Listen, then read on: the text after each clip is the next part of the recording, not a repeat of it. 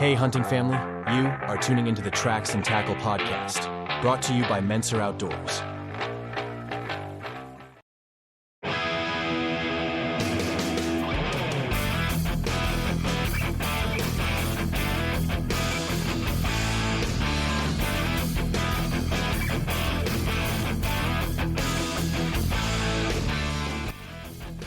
Hey there, hunting family. We're back with another exciting episode of Tracks and Tackle. The first week of deer season is in the books, and we've got some stories to share about how it's gone for us so far. From the highs to the challenges and everything in between, whether you've already tagged out or whether you're still chasing that big buck like I am, we're sure you'll be able to relate to the adventures we've had. But before we dive in, I'd like to take a moment to thank the sponsor of today's show, Interstate Garage Doors. Whether you're upgrading your garage door or in need of a repair, or if you're just looking for a reliable team to handle your installation, Interstate has you covered. Don't forget to use promo code Tracks and Tackle when you reach out to them. We'll include a link in the description for you to connect with Interstate directly. In today's episode, we're diving into the Post-Rut Playbook to help you make the most of late season. We'll share practical tips for adapting your hunting strategies as the season winds down, discuss field-to-table essentials to ensure your harvest is processed and stored the right way, and we're going to talk about balancing time in the woods with family traditions during the holidays. So grab a cup of coffee, settle in, and join us for this week's show. It's packed with stories, strategies, and a whole lot of passion for the outdoors. Let's get started.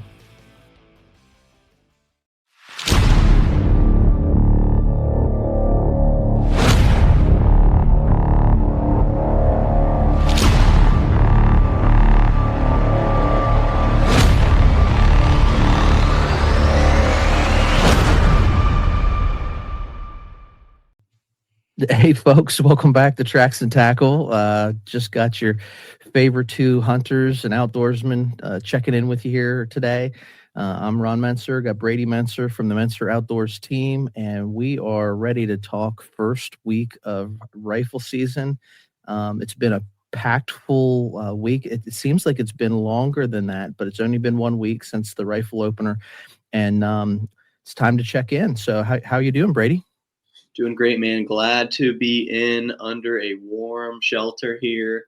It's nice. Finally got my feet thawed out, but we got after it opening day. We had some success, and we got plenty of stories that we're going to share here. And I know, as you just said, it feels like it's been longer. To me, like I think we talked about a little bit. The anticipation builds up for the season to get here, whether archery included. But we're pumped, and then it's here, and we blink and it's gone. So, we got another week, 2 weeks left maybe, and then deer season's basically over with the exception of late season. So we're just trying to get out as much as we can in that time and, enjoy the time in the outdoors and with each other. Right on. And it's just a solo episode. So let me tell you about that time. I was at hunting camp, holding the fort down. I got there by myself. Don't recommend. Number one, it's always good to have a hunting buddy, as we talk about. But I got there. It was 26 degrees in camp, and I got there at 7 o'clock. So by the time I got a good fire going, I was shivering, hugging it basically. By the time I got this fire going, it was time to go to bed. And I was planning on going hunting the whole time and let the fire go out. So ultimately, it wasn't worth it in the grand scheme. Like, it was a lose-lose. And I ended up going out. I had a good outing. I saw a few deer, but it's just not the same when you don't have a hunting buddy. So this year when we went up, it was really nice because Ron and Brock got up there early. So they had that fire started, and it was mid-morning, late morning. So we were able to go into a little bit of a warmer cabin. Hey, looks like we got Buck joining us this morning. I popped out there, Brady. Darn internet. What's going on, Buck? How are you guys this morning? Pretty good. Ready to talk some deer stories. I hope you got some, because I don't have many. Yeah. Well, I was starting to say, today's episode we're gonna touch on, late season strategies. We'll talk a little bit about how we all process our own meat once we harvest, and some tips on those things. And then we're going to talk.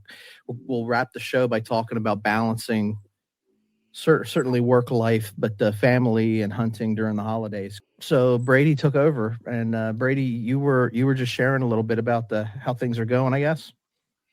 I was just giving everyone a story about the importance of a hunting buddy. Just getting to camp whenever you're there by yourself and it's cold and you're lonely, but it's important to have someone get there before you because they can heat it up, get the fire going. Yeah, not all of us hunt with those type of conditions, but for us, certainly it helps to get somebody to get a fire going in camp. So, how are you doing, Buck? I'm here, man. You're talking about processing. I'm going to have to jump off here in a minute and check a smoker. Uh, I've been up since 4 this morning with stuff on the smoker, and Right on. we were processing all week this week and all day yesterday. We got some snack sticks mixed up and have some stuff in the smoker here last night and this morning. We'll spend most of this week smoking what we've prepped all week. Yeah, that sounds like a good time. Sounds like a guy that doesn't have any stories. Well, they weren't all my deer. Oh, that doesn't matter. That doesn't matter. Yeah, Well, thanks for joining, man. Like Brady was saying, it's better when you have a hunting buddy. So yeah, for sure, for sure. Most of my hunting buddies live in here with me and can't drive, so I got to hunt with them. That's good that you got a captive audience. They're not going to the cabin early and getting the fire started for me though, Brady. I gotta, they arrive when I arrive, so yeah, they're not out pre-gaming for anything. A few years yet, man. You get made. Yep.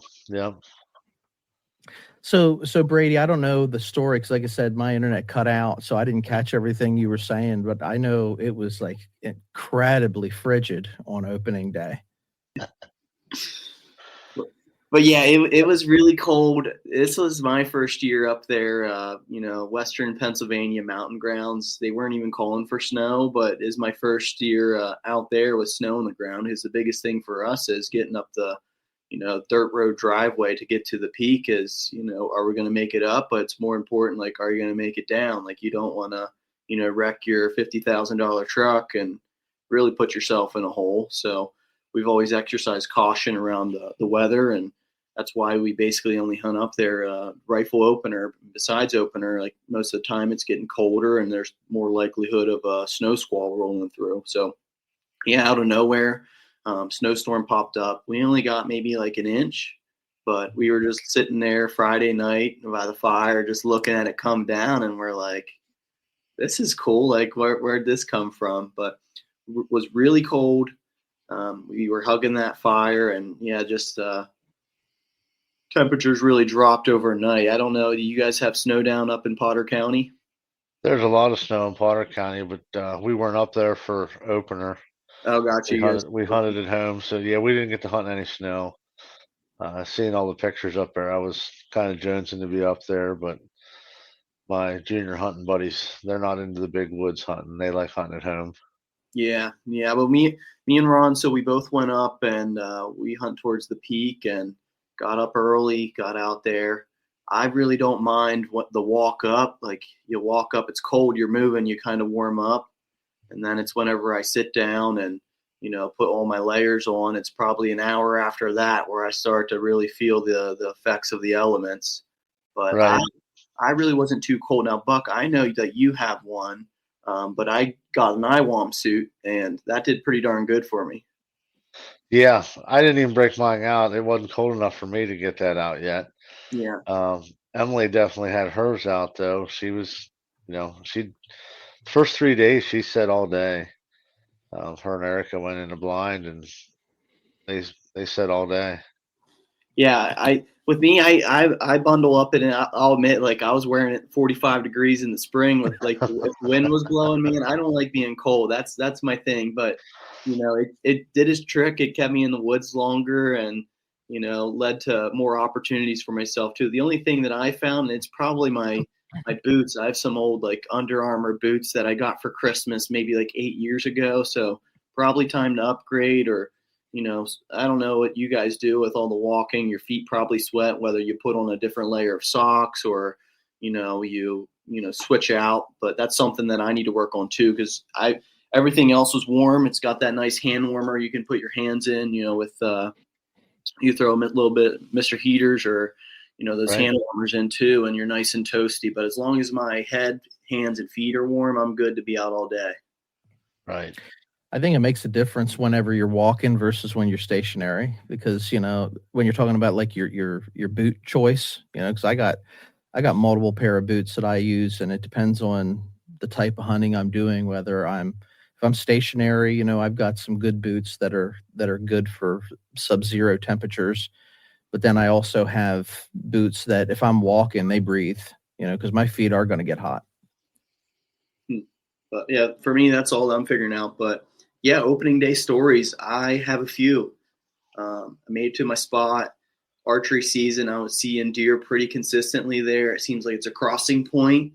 Archery, I had issues whether there's a bench a little bit below and then basically the peak of the ridge they walk. So I had to pick my poison and commit. And there was sits that around 11 o'clock I would relocate because I saw a deer there, and then I'd be kicking myself because I saw it where I just had my stand. So the whole time I'm just wishing that I had my gun. Well, got my gun now. I had them patterned at around 7, 8 o'clock, but I was sitting there, nothing came through, but I'm like, I know some point they're going to be coming through here. But ultimately too, I'm thinking, well, it's rifle. There's more people out. Maybe they switched up their patterns, but around 9 o'clock, here comes the herd. It's around 7 to 9 does. I was able to get myself positioned, get ready, and my suit and I was in my tree stand. It is a little bit mobility to adjust, because if normally I'm hunting on the ground, I'm able to use my knee to prop my gun on, but I was able to stand up and prop my gun against a tree and let the gun crack on a really accurate shot. And it's really nice, especially the terrain that we hunt, whenever you squeeze that trigger and you see legs in the air. So I knew I didn't have to worry about tracking. I had one on the ground. I threw the gun on a few of the other ones, but they were running away. I didn't want to rush a shot. So had one on the ground. I'm pumped. I'm like sitting in my stand. I do a little bit of recording, and I'm just like waiting because I'm like, well, I'm up in the stand. Like I know it's down. I know where it's at. Maybe I can see about getting another one. So I'm just waiting there. I'm like, well, if I get cold, I know I got work to do. So about half hour from there, this small rack buck just crests that ridge, that other point that I said I wanted to cover. And he had eyes on me right away. So I tried to get my gun adjusted from whenever he wasn't looking at me. But ultimately, he knew something wasn't right, and he turned around. And then there was my excitement on that. I'm like, man, like how awesome would that have been to like double up, like especially this early. I don't have to sit out in this crap. I can go in, be warm. It helps you keep you warm too whenever you're seeing deer. Yeah, I can start the party, break out the fuyu, and basically go home and just be happy, and even maybe go be your cameraman, Ron. But that was basically my hunt. The second deer came in the afternoon that I cracked and laid down, and you can get into it. It's always good to have a dragon buddy. So you had one down, and just about the time when I was going to come help you was when this deer came by. So basically I texted you, you're on your own. But yeah, I mean, basically. Awesome opening day. That was my tails. Second day I saw a few deer, but didn't have any opportunities on them. But deer were moving in the snow. Like the colder weather, they were moving. Yeah, I'd say like temps were right, situation was right, and the deer were moving. You had seen, I mean, you were doing pretty good in your spot that you had located, that sort of crossing pattern where you were seeing deer all archery, you know. So you had them patterned and were positioned right. And I would say, yeah, with the snow on the ground, they're just like a deer, just like us when we were kids, that first significant snow of the year, they're out playing in it and running around. And Yeah, I don't know if being my cameraman would have been good or not. You did a really good job at getting some good footage for your hunt. For me, I was doing some ground hunting because I'd switched locations from my archery season. I wasn't seeing as many deer in the locations, like nothing was coming through at daylight. So um, I went to the same spot where I sat last year in rifle, and I sat on the ground. Got kind of nice cover. I can sort of lean back against a nice mature tree. There's a downed log right next to it, so I got an armrest, and it sort of insulates me from the wind and it keeps me hidden. I'm sort of tucked in there, but I've got to commit. You can't look down because it's straight down the mountain. I either have to look to the right on the ridge or I have to look to the left on the ridge. But we know in that terrain where the deer are traveling. Like in the morning, they're coming from one way, and in the evening, they're coming back, from the other way. So it's we got some funny stories where I'm looking one way and I've got deer behind me.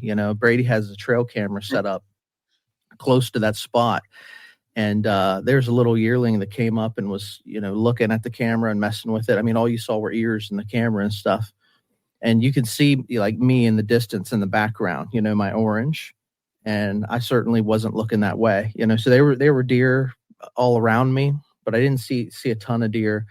And then we do try to capture this and self film, self record, but the camera that I had, the Tacticam on my gun, the battery died. Like, so the first deer that came through to me, I had 3 doe come up in the morning, probably like at 8:30, 9 o'clock time frame. And, I threw the gun up, turned the cameras on, tried to record, and my Tacticam battery did not. I mean, the battery is dead. It was just cold temps killed the battery. So there wasn't any good shooting footage from me. But all in all, I saw a couple in the morning. I had missed a shot at a doe and in the morning when I saw those. But then in the afternoon, we had some local guys doing some driving, and that got the deer moving, and had some success. But, one of the doe that I shot didn't park in the spot where I shot it. And she went, I mean, literally with the snow, that hill becomes a sledding ground unless the deer gets caught on a tree. And it was about 200 yards before that deer got caught on a tree. So I had to hike down to the bottom of the mountain, and then I had to determine whether I was going to drag that deer up, whether I was going to quarter the deer out, try to carry it out. Really wished I had a hunting buddy, like my friend here says. When his deer was down, someone came out and helped him drag it up and get it to the ridge, and so he could go hunting again. But I don't know. I was probably around 2:00 in the afternoon, 2:30, when I got to the deer at the base of the mountain, and it was after dark until we got up to the top with it. So I was shot. It just wasn't yeah, I say it every year, like, never again will I do this again. So, like, I know how I felt, but Brady saw how bad I was. It was hard in our video that we rolled out on the YouTube channel to really document how rough of shape I was in, because there was no recording going on. I mean, I was trying to just get home with the meat. So yeah, Buck, he looked like he saw the Grim Reaper. He was just pale, like out of breath. He was complaining about his calf swelling, and you would have thought you needed to call an airlift to get him out of there. The way he was at, he was getting like grumpy, like he was like, if that big buck could come, hell, I don't care. He can walk today. Like, basically, almost like he wanted to leave his gun behind. Like he didn't care about anything. He just wanted to get back to camp, but not going anywhere till he got a drink. I offered him some Mountain Dew. He's like, I'm gonna throw up if I have one sip of that. It was a sight to see. I wish I wasn't tired, so I could have captured some of that on film. But nothing will remind you how out of shape you are like dragging a deer. Oh yeah. That is for 100% certain. Nothing will tell you you're out of shape like dragging that deer. Yeah, I think you can be in the most tip-top shape, like any of our listeners or viewers out there. Yeah, I'm certainly a lot of you guys are in better shape than I am. But if you had to get that deer out of where that deer went, I mean, you probably have been feeling the same. It's very similar to how I was feeling when I came out of there because it was just hell. But Yeah. at the end of the day, we got out. Yep.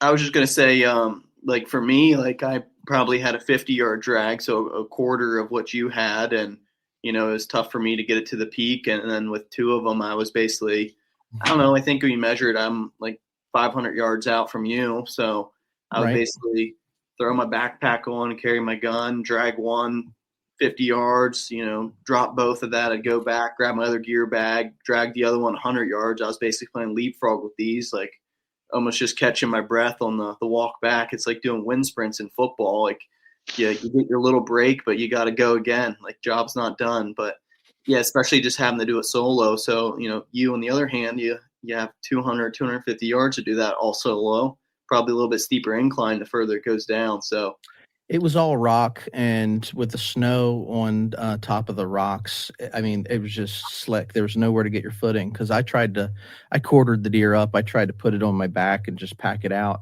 but you couldn't because I mean, even if you weren't carrying anything, just carrying your gun and trying to walk uphill, there's nowhere to put your foot, and there's a lot of slipping and falling. So at the end of the day, we got it out, and I said never again until I got to the top of the hill. That really nice shooter buck that we've been watching all year. I told Brady and Lon, I said that deer could walk out and stick its tongue out at me right now, and I think I wouldn't shoot it because I don't feel like dragging it. So, but it was good. It was a good experience, and we got a lot of that on film, and we tell the story in our latest YouTube video, which seems to be getting some traction. So that's nice as well. So, Buck, I saw Well, good. that's the one positive thing about my hunting buddy, my current hunting buddy. She doesn't like to get too far from the truck. So the one that I did shoot on the second day, it died on the driveway. I backed the Very truck up nice. to it. I backed the truck up to it, and she helped me throw it on the truck. So yeah, I don't have any I'm dying dragging stories. My youngest daughter shot one with my wife, and I heard her dragging it out of the mountain. So like she's like running with this deer while she's dragging it out, to be young again. That might have been the highlight of my my weekend was seeing that picture that you sent your daughter, with her deer, because it's all about like seeing them be successful. For me, anyway, that really got me going. I was like, come on, let's go. Yeah, that was pretty good one. That was a pretty special one for her and my wife. She's she's killed a Mm-hmm. deer. You know, that's the first one she's killed unassisted. She's shot one that was already wounded and it wasn't motoring along too good kind of thing, or Yeah. you know, just needed put down. But that was the first live on the feet, non-assisted. She put the time in and shot it and drug it out herself. So that was pretty special. I know my wife. I asked her. I said, "Is all the aggravation you've been going through now for the last week getting her ready worth it?" And she's like, "Every last minute of it." So Yeah. can't beat it. yeah, Love it. yeah, for sure. I unfortunately my buddy didn't get her shot this year because she couldn't find him in the scope, and that's why Dad took over, and that's why I got one this time because the gig was In- kind of up and she couldn't find it, and I was like, well, we're not getting anything if it don't happen now. So Instinct kicked in. yeah, well, I waited as long as I could, and she was having trouble finding them, and I had it in the scope, and It I was happens. watching. Yeah. There was five of them, and they were coming in, and I was watching them and watching them and watching them, and I was watching her, trying to watch her and watch the deer, and um, you know, they were with. I could have shot them with a bow, but unfortunately, they got in that close, and with two of us in a tree stand, and she was moving around trying to find it. Um, the one that I shot looked right up the tree and stomped her foot one time, and I knew it was over. And I looked down at my daughter, and she was still moving, trying Yep. to find him. I said, "That one stomp's it," and I pulled the Sealed trigger, its and it fate. fell. Yeah, I pulled the trigger, and it fell down on the driveway. So uh, the first thing I'll, she said to me was, Dad, I almost had it. Sure. Well, Yeah. yeah, It's we always nice. almost didn't have nothing. So is what we almost had. I think back to like whenever I was, I was I wasn't a big kid, I was kind of a, skinny kid. And, when it's cold out and you're hunting and stuff, you got like a ton of heavy jackets and a bunch of layers and stuff. And I remember it being tough to find deer in the scope, when you're younger. When you're young, it's an acquired skill, Mm-hmm. so to speak. Just locating them in general, find them in the scope, and making sure your scope's turned down so you're not trying to find a deer in the woods on 9 power. And and everybody's different. I mean, I can't tell you how to do it because the way you like to do it's different probably than the way I do it and the way Brady would do it. So, there's no right or wrong way to do it. Yeah, I still have times where I throw my gun up and, say where that deer's at. I don't see the deer, but I see a tree that I recognize, and then I'm like, all right, I need to move a little bit over this way, and there it is. But talking about this reminds me of when I was a kid. Yeah, I had a few moments where it's tough to find a scope. I think that's a common thing, but my biggest thing was I didn't want to let my dad down. Hunt with my dad. So a lot of times our opportunity would come, and I didn't want to mess up. But as I learn and get older, like, these mistakes are like stories, and it's really no big deal. It's just part we all have plenty of them. Yeah, mistakes are like stories. I like that. Yeah, so we all have plenty of them. A few deer early on, like just the pressure. I folded. I just gave him the gun. But, I've been there. My boy did that one time too. We were driving for deer, and a whole bunch came out. They actually walked back into the drive. They weren't even the deer we were driving. Another group of people had bumped these deer, and they come across the field the wrong way. And there was 14 or 15 deer, and Mason handed me the gun, and he's like, "Here, you got to shoot, Dad. There's too many. I don't even know where to start." Mm-hmm. Well, that's he, however, is not that way anymore. Great. If 14 deer come across the field now, we're gonna have problems. That's awesome. Does he carry 2 clips? We have some guys in our group that are like they're ready to mow them all down. Well, I'm gonna tell you what. He shoots a 257, and we have a 243, and they use the same magazines. And I think there's like 7 or 8 total mags here that fit different guns, and I gotta keep it under control, and I have to mark them because if not, he'll have every one of them in his pocket just in case. You never know. Like a Boy Scout, man. You got to be prepared. Yeah. Prepared. Yeah, you got to be prepared. You never know how it's going to go. Yeah, that's it. I mean, we've gotten into some situations when you're farm hunting and you're driving and stuff, and you need that second clip. I've never really had that happen. Probably maybe only once stand hunting, where I needed a little more shells than what I had with me. But yeah, those situations you want to be prepared for them when you have them, but they come far and few in between. Yep. So hey, I know we wanted to touch on basically ways to survive these colder temperatures.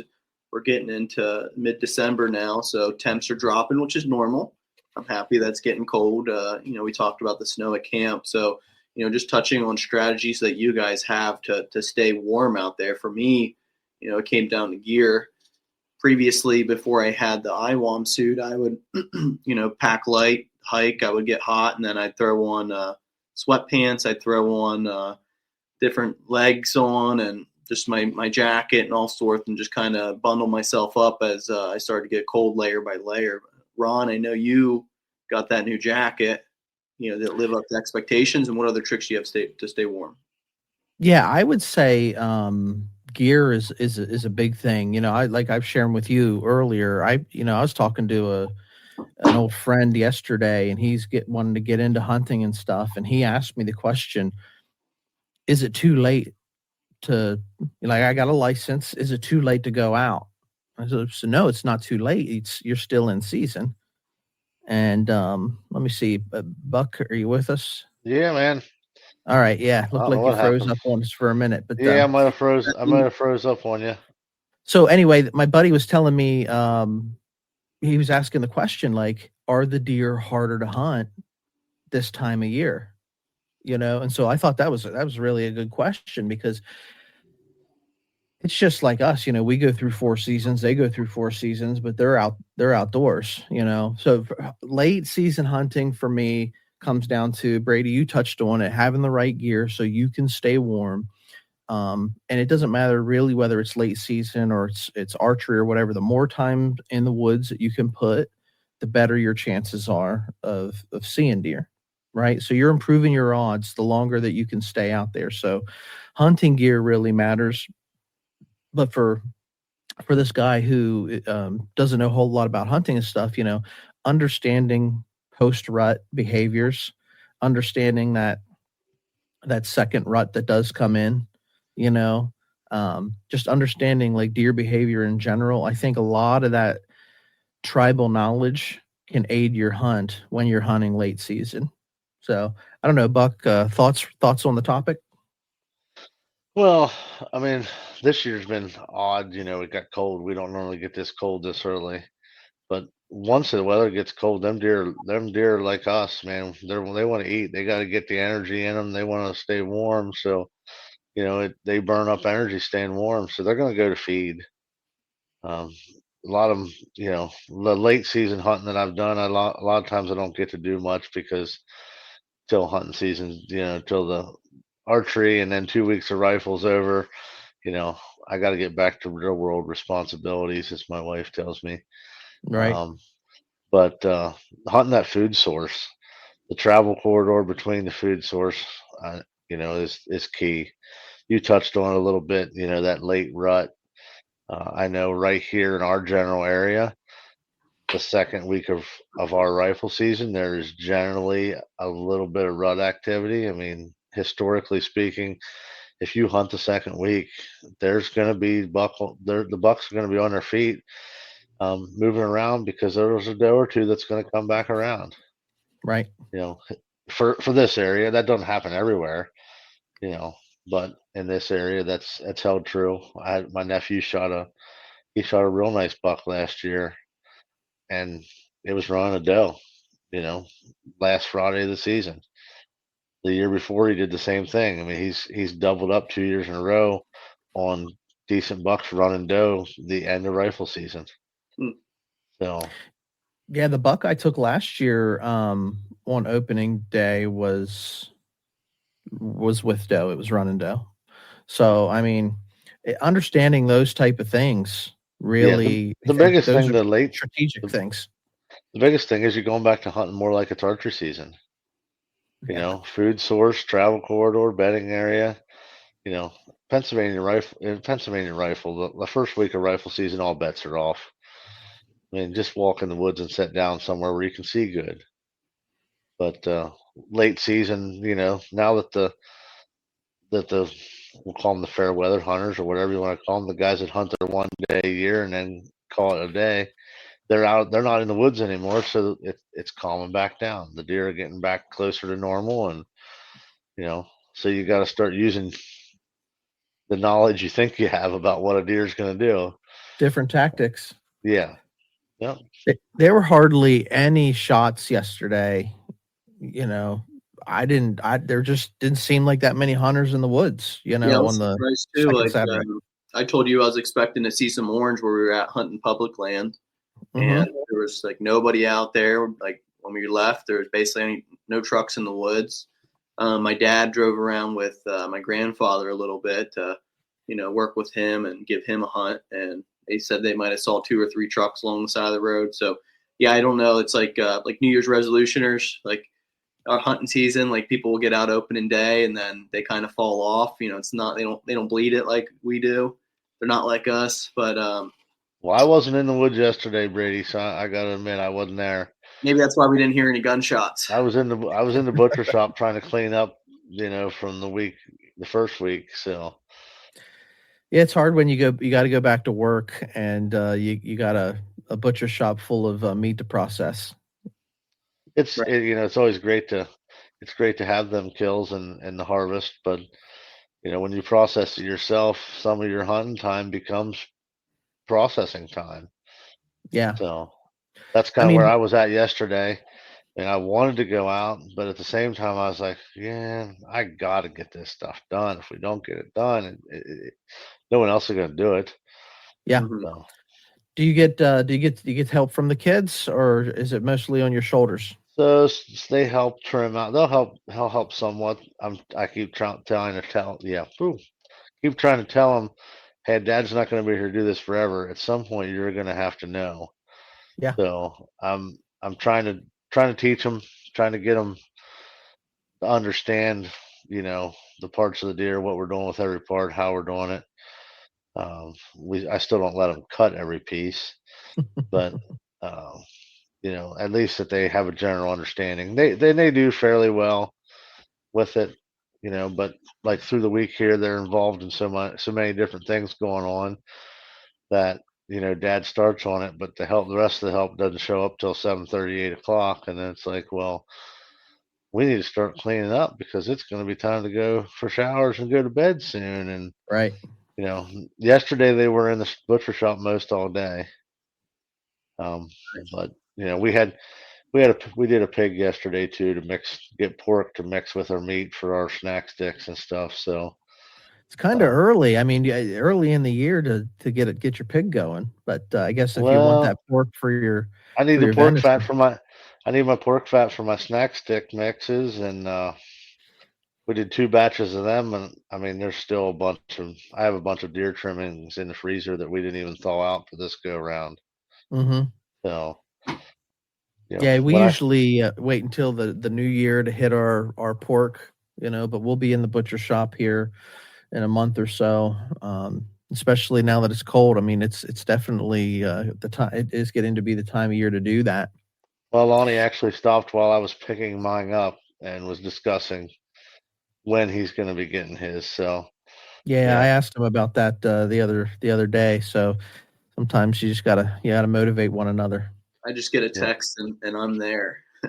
But you touched on the kids kind of learning the ropes and the tricks. I'm sure they learn more as they get older and more years. How's Mason doing with field dressing? Because personally, I don't know, maybe it's all of us, but you can probably remember back when we drove, like, that's probably when my dad first gave me exposure, but it's basically I would start and not want to get in the guts and kind of give up. And then finally I was brave and I cut a lot of guts open. I still cut a lot of guts open, but the more exposure, the better off you get. So I don't know how he does, or he Well, passes. he doesn't do well with that, and neither do my daughters. And part of that though is I think that's part of the reason they like hunting close home, because we don't generally field dress them anymore when we're close home, especially especially when we're stand hunting. If we shoot a deer, it goes on the truck, it goes to the butcher shop, and we just gut it while it's hanging. You know, so It's nicer that way. once it's in the shop, then Dad's there anyway. So Right. Yeah, they don't. I still try and I've still tried to teach them and expose them to, hey, this is what's got to happen. Like, there's going to come a time where Dad's not going to be there. You know, you're going to I have to remember do this. I remember one I nicked like so bad. We were in low balls field, and needless to say, that deer went swimming in the creek to get a quick bath before it went on the truck. Yeah. it Hey, I seen happens. my father-in-law nicked him this year in the butcher shop. I watched him, take a bath. I mean, it sprayed him, and I wouldn't even want to put a number on how many deer that man's taking the guts out of, So it happens to the best of us, Brady. Right. That's for sure. No one's above it. It's gonna happen. So while we're on the subject of your post harvest, you get that deer, we have a little bit of success. For those people that are listening, what would be the practical advice that you would want to give them on field dressing, processing game meat, and storing it for freshness? Just having a good mentor, like for me, doesn't matter what I'm learning about. Number one, the more you do it, the better you get at. And then number two is how I learn is, all right, show me. And the hmm next time, like, let me start knowing I'm not going to get the whole thing done. And you're going to be there to, coach me through what I forgot or what step I missed. And then third time is let me try it on my own. And then, we can repeat back to step 2 if we need to, but just having those eyeballs there. And, as for you get in the butcher shop, especially self-processing, I think it's a strong skill everybody should know about, or at least understand where your meat comes from. But like just good mentors, learn from others. There's plenty of people out here that do it. It's been centuries or millenniums, people's been cutting meat off bones. So, find that right person that fits your learning style, go to their butcher shop, help them out. That's the best way. I don't know. Someone comes into my butcher shop, yeah, grab a knife. I'm not going to discriminate. Come on in. So yeah, find a good mentor. They'll that can teach you through the ropes. And then, all you need to buy is one of them hooks to hang the deer up, and basically a table and a knife. And then you got everything you need. Good sharp knife. Yeah. Yep. Well, so Buck, you sounds like you do it a little bit differently than us, because I'm dressing the deer out in the field. You still do some of that, but well, here's what I want to get at is, I want from your perspective, like, what do you do to like ensure? And I'm thinking of the person that's listening that doesn't know, right? What are the tips that you would want to share with the listener that doesn't know any different? The importance of keeping that meat fresh, not letting it sit. Like the deer that I killed on opening day treated completely different than the deer that I killed on the opening day of rifle season versus the opening day of archery season, right? Yeah. I mean, the biggest thing is know your time frames. If you're killing that deer and that you got a 1.5 mile drag, you don't want to drag it with the guts in it. Number one, that's weight you can lose, make your drag easier, so you're not, it's true. You're not thinking this is the end for you when you're climbing that mountain. So weight reduction, and so if you got a mile drag, yeah, you're gonna want to gut it. If you're hunting farm ground, and the skinning shack's right across the field, and you can pick it up with the truck or the side by side, go ahead and gut it on the hook. It is easier doing it standing up on the hook than it is on your knees, standing on your head in the field. Yep. But my biggest thing is when you're gutting it, if you're gonna gut it in the field, anything that don't look like you want to eat it, get it out of there, and keep it clean. Don't cut it open any bigger than you have to get the guts out of it. Otherwise, you're dragging leaves and dirt and whatever else into that chest cavity. I've seen it plenty of times where, I'm I've done so many deer. I look at that kind of stuff. A guy will be showing you his kill. Hey, you want to see my buck? Yeah. And then you're looking at where they gutted it, and it's like, man, that thing's full of dirt. Mm-hmm. This guy's cut half the hair off the belly sometimes, because they're worried more about the hair than they are dirt getting stuff in there. But yeah, I think that keeping it clean is the biggest thing, and keeping it fresh. Brady hit on that though. The mentor is the biggest thing. I mean, I can tell you 100 times. It's easier to show you once, at least for me anyway. Yeah. I mean, I could try and walk you through it over the phone or over a FaceTime call, but to be there in person and be, cut it here, pull this out, cut this out, watch this, don't cut that Don't part, cut that. don't cut that, and if you talk to 50 people, you're going to get 40 different stories about how you should do it. Everyone's an expert. I've hunted with enough guys that they all do it different, and you can learn something. You can learn something from anybody. And when the day you think you know it all and there's nothing left to learn, man, you're in sad shape because, every time I'm around somebody, I pick something up, or Yeah, realize, well, that's why we do it this way and not that way. Okay.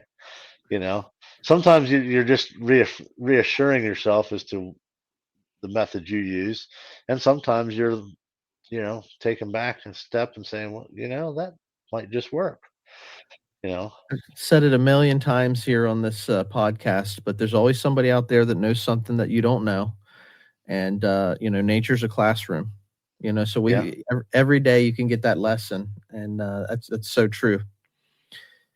So, I mean, for me, it's like just keeping the meat fresh. That deer, a lot of times, if you get your deer and you can get it cleaned out into the meat pole or to, wherever it is you're going to, skin it and stuff, like let that deer cool, get some air flowing in, crack open that, once you're done dragging it, you want to, crack it open so that it can breathe and cool down, because skinning a deer is a lot easier on that cool temperature once the meat cools down than versus if you try to do it right away.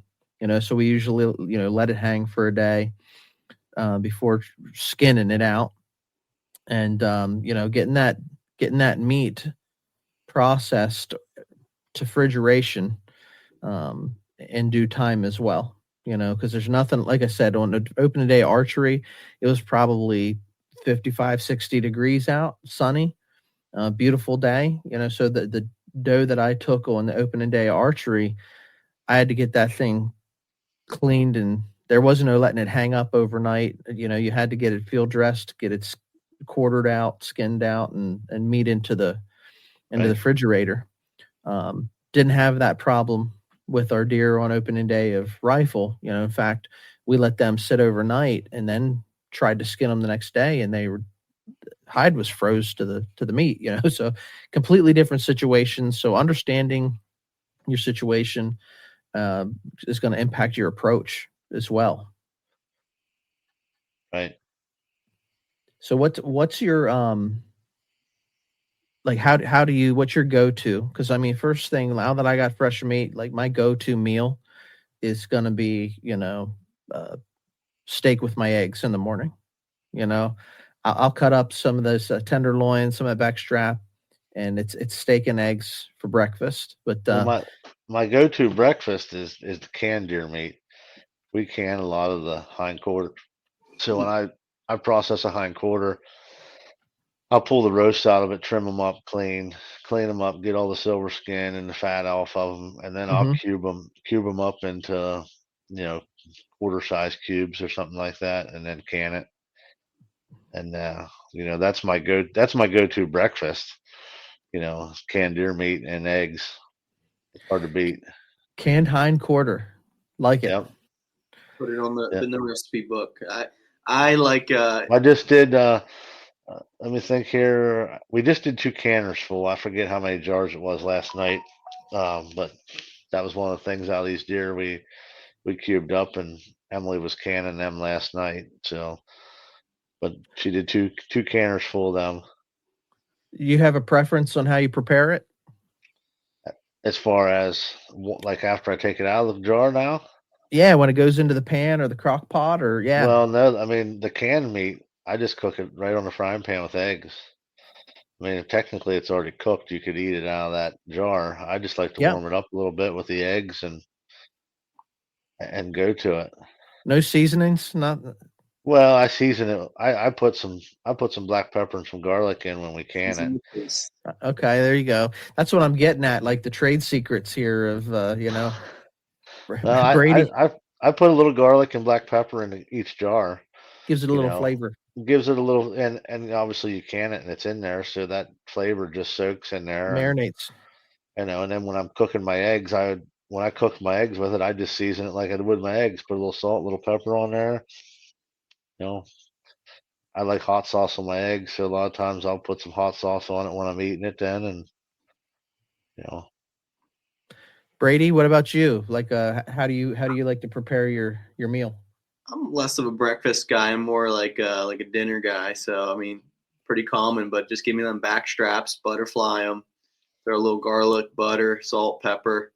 That's all you need. Maybe a little steak seasoning.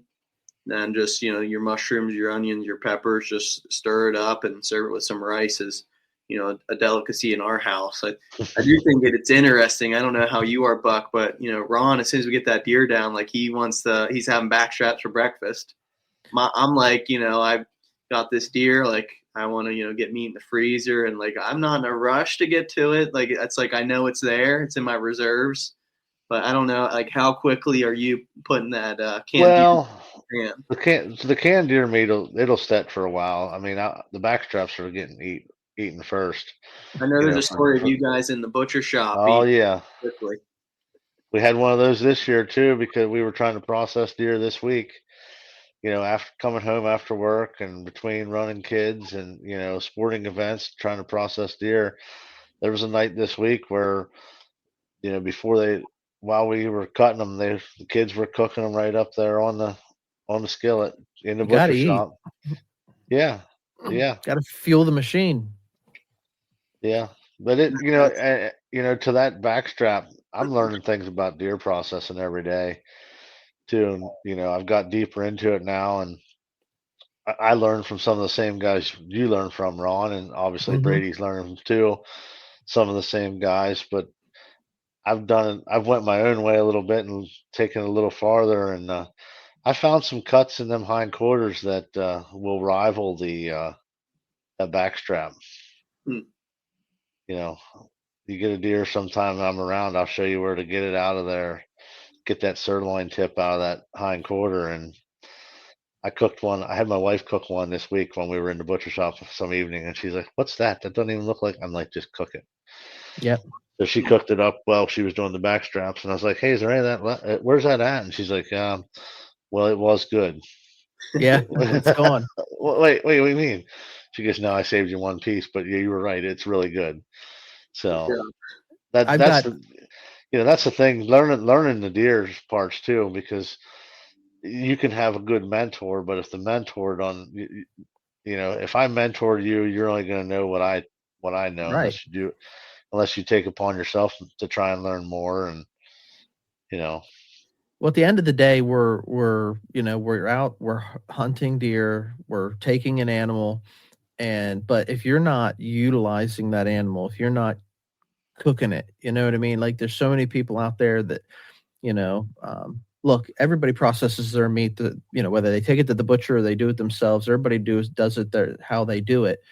But there's so many people out there that I know, they don't want to eat venison because it doesn't taste good, or it doesn't have flavor. And well, everything has to do with how it's prepared. And when I say prepared, that's not just in the frying pan or the crock pot. That's how you process that meat. right. Everything matters. Yep. Yep. And it affects the flavor of the deer. So Yeah. that's why we do it. Go ahead. And the thing a lot of people don't understand at first, and some people will argue with you until they're blue in the face, is I'll let the fat on there. Fat's flavor. Not in wild game. Fat is not Mhm. flavor. Wild animals process their food different than domesticated animals such as a steer or a pig, So the fat on a deer is not the same as the fat on a hog or the fat on a steer. Correct. You want to get that white fat. You want all that gone as you can. It will You know, affect the flavor, but you know, not positively. not positively. And the same with the silver skin. A lot, and if you slow cook everything, the silver skin's not as big a deal.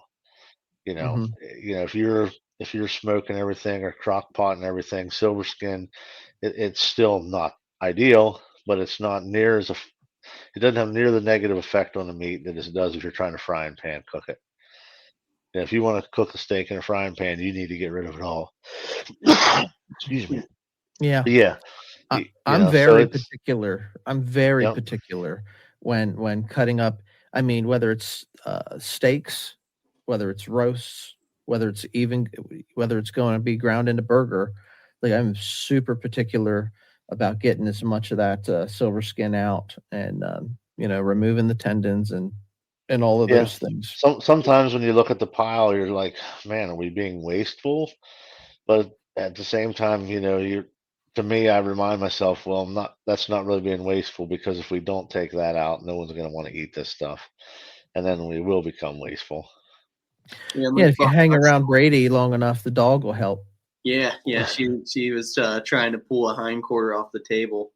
when we weren't looking, but we caught her. But I think too, kind of like you touched on, Buck. Like if you wouldn't eat it, don't mix it in with what you're grinding. Yeah. We'll throw Yeah, it in. I tell my kids that all the time. That's the number one learning tool in the butcher shop is if you wouldn't put that in your mouth, don't put it in that container over there that's gonna get ground into Mm-hmm. whatever or the steak bin, Yeah.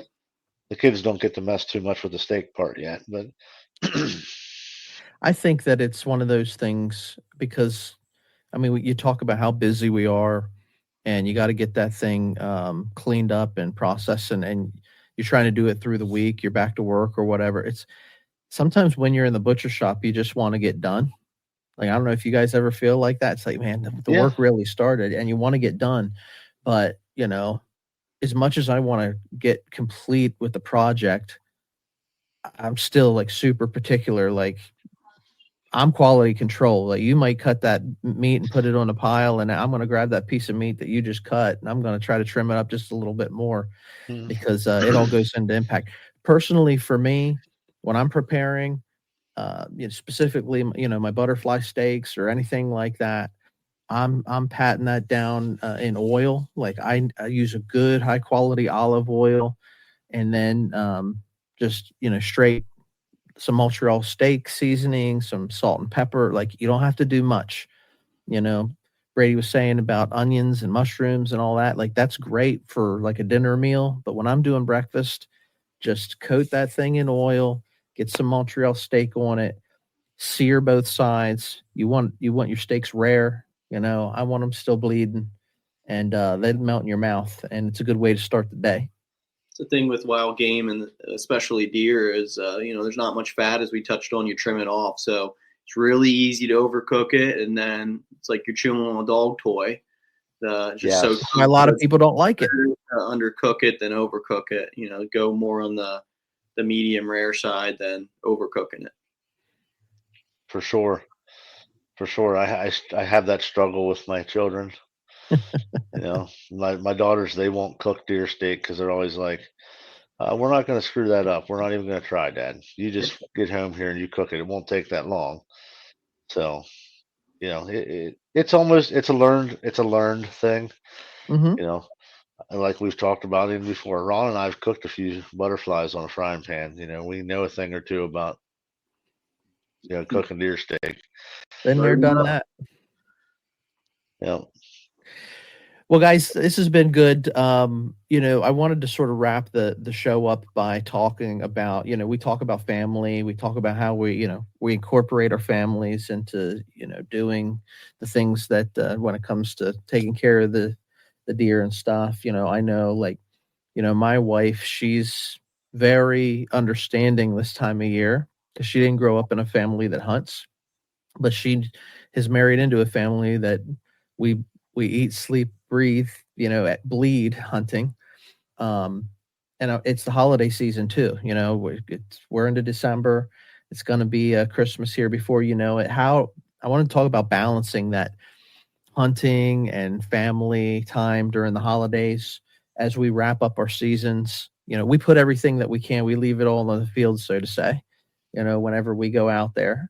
But you got to have leftover for whenever you come home to do the family thing too. And there's a balancing act there for healthy lifestyle. So what are your thoughts on that, Brady? I know that, you're sort of, you got the Christmas tree up in the background.